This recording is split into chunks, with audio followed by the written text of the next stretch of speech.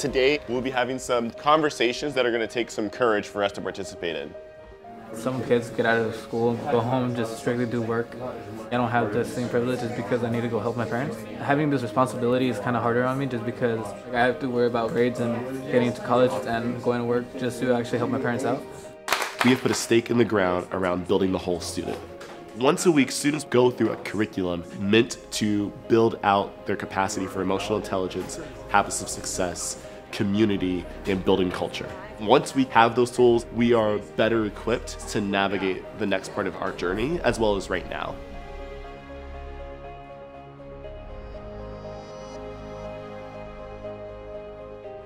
Our school's mission is to prepare a diverse student population for success in a four-year university. But it isn't just about making sure that our kids have content knowledge, that they can critically think.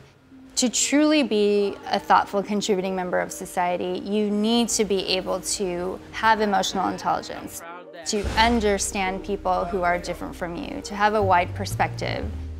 What is your story? What are stories that others have told about you? I teach habits, community, culture. All right, what do we discuss?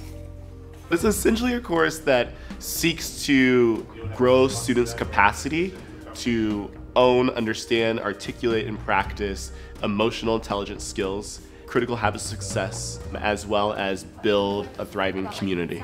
We're going to do mindfulness practice. You're gonna want your feet shoulder width apart. It's gonna start with breathing exercise, but then it's gonna go into a little bit of like mindful movement practice. Eyes closed. We usually open up the class with a 5 to 10 minute exercise of mindfulness.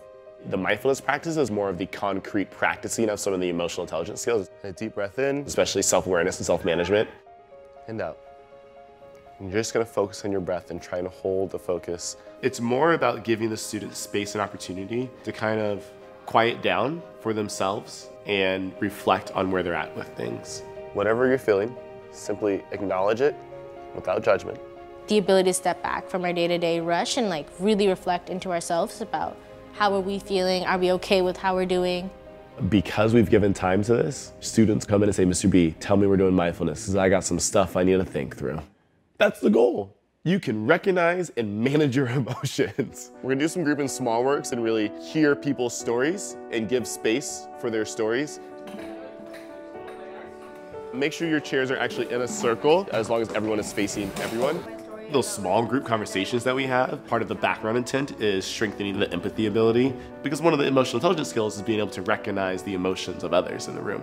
When I go into a store, a person told me to empty out my backpack because he thought I stole something, but I didn't have anything at all. And then I had police stop, just asking me, what am I doing? I'll just be like, I'm just coming back from school. And it's kind of hard to see how, like, even when someone's dressed differently, how like you could get judged on that, even though you try to do your best, you know?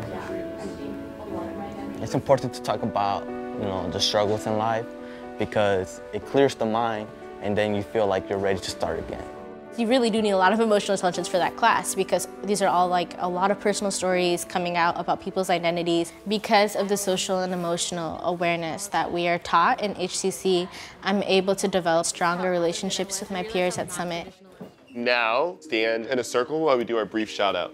It's appreciation, apology, or aha. My aha is that a lot of folks in here have pieces to their story that they may think aren't important parts, but are actually important parts. We usually have some sort of closing activity, and it really plays a special role when you've gone through something that is emotionally difficult for some people in the room. So can we get a few people to shout out an appreciation, apology, or aha? I'd like to appreciate Brenda for facilitating the conversation in our small group. I'd like to thank everyone for taking this class seriously, for all the stories. I apologize for having my headphones in half of the time to everyone. Thanks a lot for that, Carlos. That means a lot. Those types of appreciations or community recognitions can go a long way to build the bonds. We all are striving to become good students and just do well in our community. If you're able to understand people at a younger age, you could probably work better with them as adults. That kind of just changes how the future generations will be people can be more accepting, more helpful towards each other. They are going to the outside world, which I have no control over. and I want to give them every chance possible to soar and swim and play around in the pool if they want to.